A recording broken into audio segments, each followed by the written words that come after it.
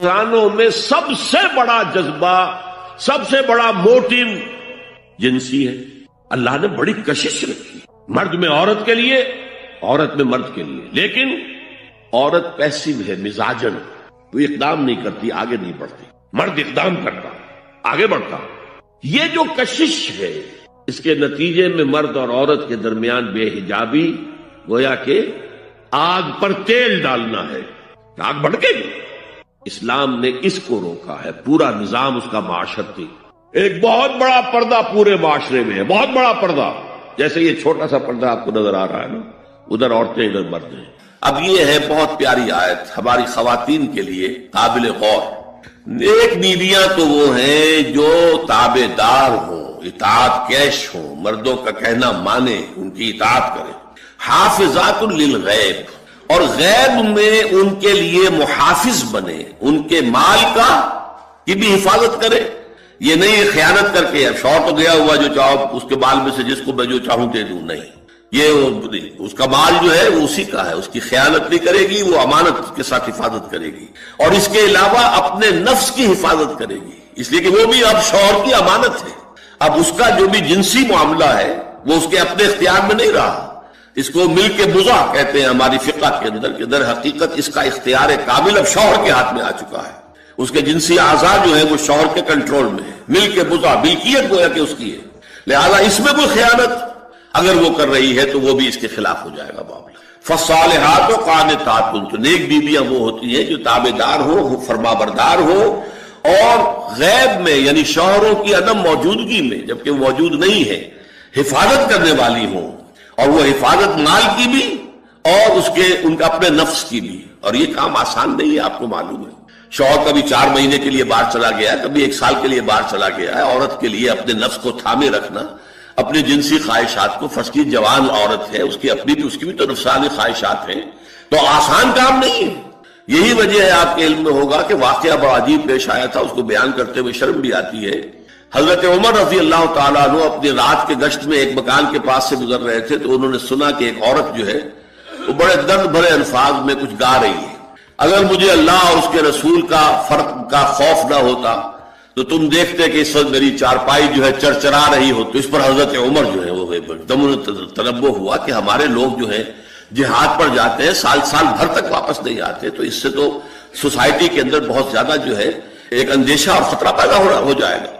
تو انہوں نے اب دیکھیے یہ بات بھی کہ دین میں کوئی شرم اور حیا اس معاملے میں نہیں ہے، کہ اپنی بیٹی سے پوچھا، حضرت حفصہ سے، اب وہ بیٹی بھی ہے اور ام المومنین بھی ہے، حضور کی اہلیہ ہے تو ام المومنین ہے، لہذا حضرت عمر کے لیے بھی ماں کے درجے میں ہے، اگرچہ ہے حضرت عمر کی صاحبزادی، کہ تم مجھے بتاؤ حفصہ، ایک عورت زیادہ سے زیادہ کتنے عرصے تک صبر کر سکتی؟ اور کوئی قباحت محسوس نہیں کی حضرت حفصہ رضی اللہ تعالی عنہا نے، کہا 4 مہینے۔ تو پھر انہوں نے یہ آرڈر نافذ کر دیا، کوئی مجاہد 4 مہینے سے زیادہ جو ہے وہ بحث پر نہ رہے، لازماً وہ آئے چھٹی لے کر اور وہ گھر پہنچے۔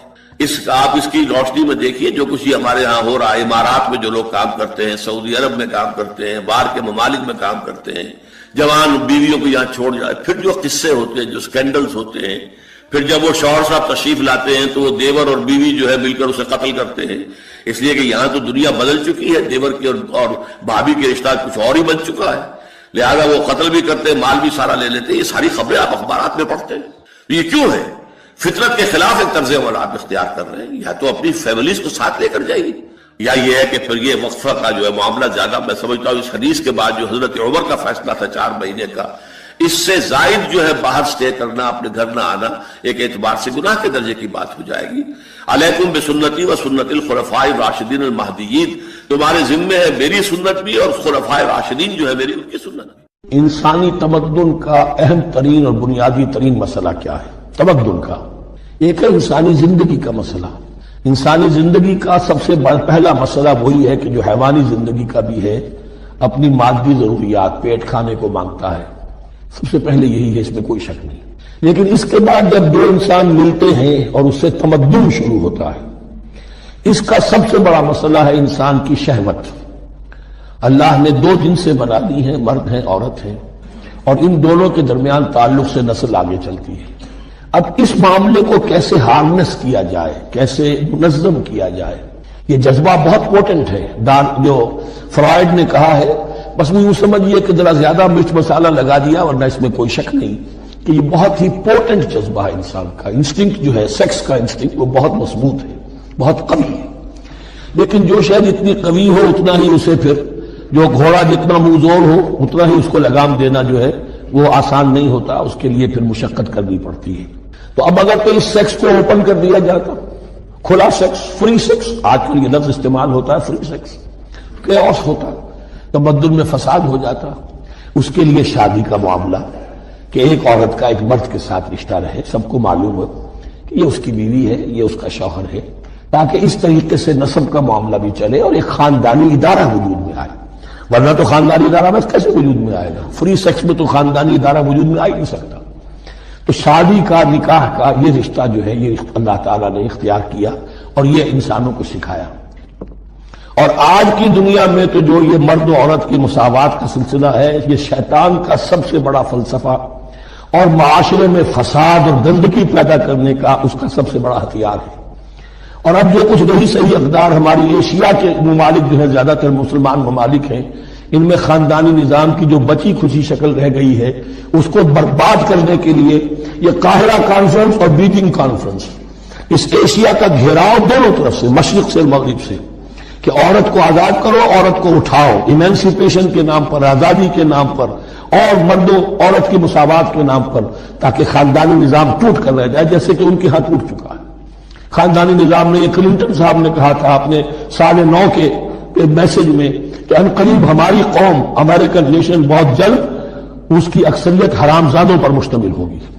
Born out of wedlock, وہ کسی شادی کے نکاح کے نتیجے میں کوئی وجود میں نہیں آئے، زنا کے نتیجے میں وجود آئی ہوئی قوم ہوگی. ون پیرنٹ فیملی رہ گئی ہے، ماں ہی باپ ہے اور وہی ماں ہے، اور وہ دونوں وہ جانتے ہی نہیں. اب وہاں بڑی ایک مہم اٹھ رہی ہے کہ ہر انسان کا حق ہے کہ اسے معلوم ہو کہ میرا باپ کون ہے. وہاں تو بہت سے لوگ پتہ ہی باپ کون ہے، میرا کیا پتہ.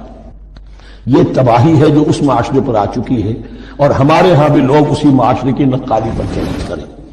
وَيَسْأَلُونَكَ عَنِ الْمَحِيضِ، اور وہ عورتوں کے ایام ماہواری کے بارے میں آپ سے سوال کر رہے ہیں. قُلْ هُوَ أَذًى، کہہ دیجئے وہ ایک ناپاکی بھی ہے اور ایک تکلیف کا مسئلہ بھی ہے.